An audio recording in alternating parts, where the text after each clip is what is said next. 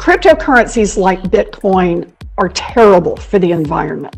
I hope nation states start paying greater attention to is the rise of cryptocurrency. It's an extremely inefficient way of conducting transactions.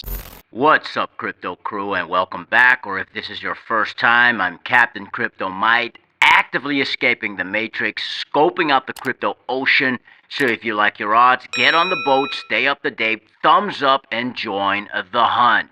Now, on your journey on this crypto ocean, there are people who will discourage you, even people in higher places who simply are haters. And to be honest, a lot of these people are Luciferians, meaning they simply do not have your best interest at heart.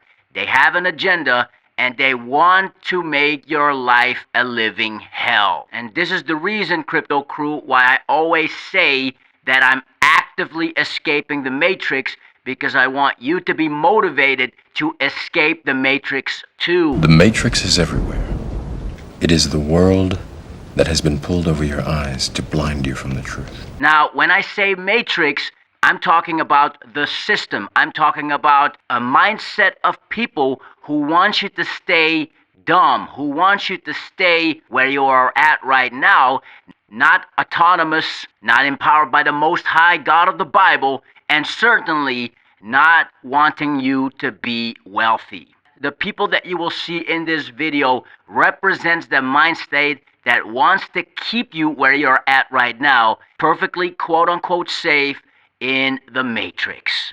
Cryptocurrencies like Bitcoin are terrible for the environment. It's an extremely inefficient way of conducting transactions. It's a way to both hide dirty money and destroy the environment at the same time. The environmental attacks on Bitcoin are best understood as a strategy by economic, media, and political elites to undermine a form of money they can't control. Critics distort the basic facts about what's known as Bitcoin mining, the process through which a global network of computers maintain the Bitcoin network through computation. Though energy intensive, this process is what makes Bitcoin a truly decentralized monetary system. The amount of energy that's consumed in processing those transactions is staggering. A single Bitcoin transaction, that's one purchase or one sale or one transfer, uses the same amount of electricity as the typical U.S. household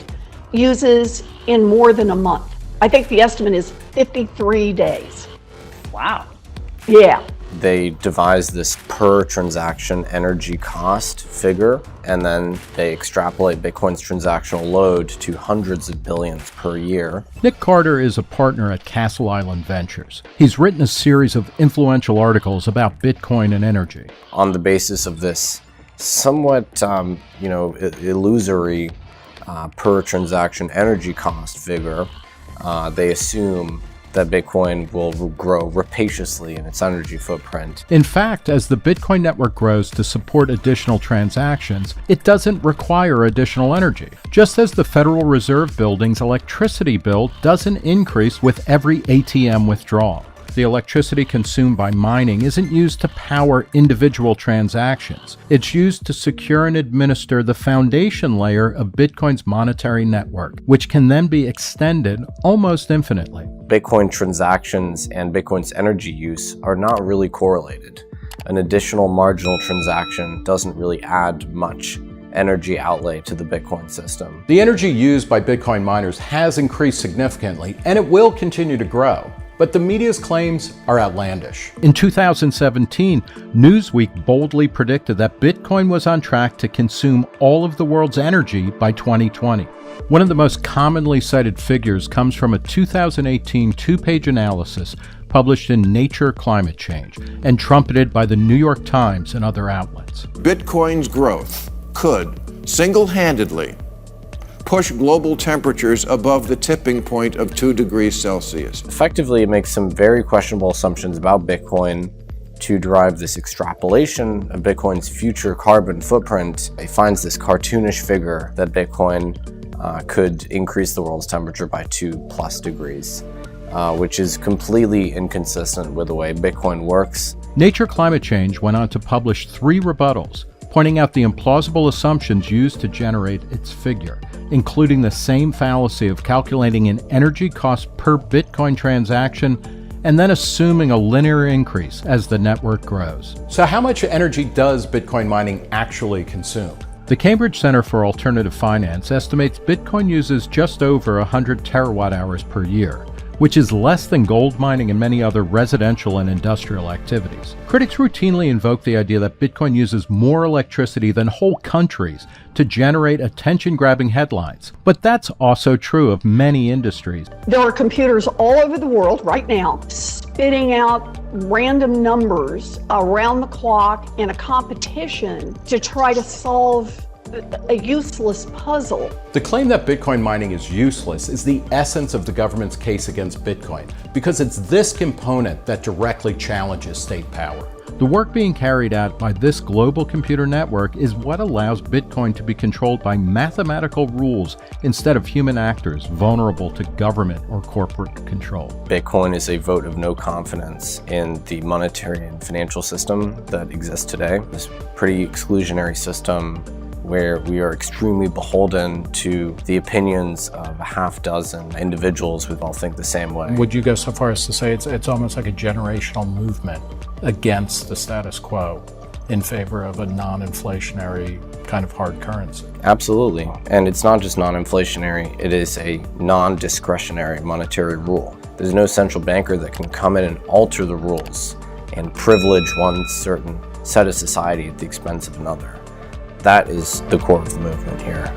I view the crypto market as one of the only markets where you, with not as much skill as other markets or capital or special talent, can make something happen. This is the guy who bought Bitcoin at $1. Now one Bitcoin is worth $50,000. I would suggest you take $1 frickin' dollar. $1. Get some Bitcoin. Should people buy Bitcoin right now? Yes, because it's still cheap. You're still going to get 100x off of Bitcoin. I just became a millionaire by spending all my money on Dogecoin. In a way, it is similar to David being able to take out Goliath. Pay attention to this because you are proverbial David, even if you are a woman. And David put his hand in his bag and took thence a stone and slang it and smote the Philistine in his forehead, that the stone sunk into his forehead, and he fell upon his face to the earth. So David prevailed over the Philistine with a sling and with a stone, and smote the Philistine, and slew him. But there was no sword in the hand of David. Therefore David ran, and stood upon the Philistine, and took his sword, and drew it out of the sheath thereof, and slew him, and cut off his head therewith. And when the Philistines saw their champion was dead, they fled. See, the moment when you triumph over your proverbial Goliath, crypto crew, the haters cannot touch you. The only way for you to be victorious is to go through this crypto ocean, understanding that there are haters, that there's enemies, that there are systems and organizations in place that want to take you away from getting closer to what the Most High has for you, that want to take you away from your opportunities, want to take you away from the freedom, the financial freedom that lies in a certain future. As long as you're dedicated, you stay true to your journey, and you do your due diligence. David prevailed over the Philistine with a sling and with a stone, and smote the Philistine. Let the biblical story of David inspire you to become David. Haters are going to hate. That shouldn't take away the fact that what is to be written is still in progress.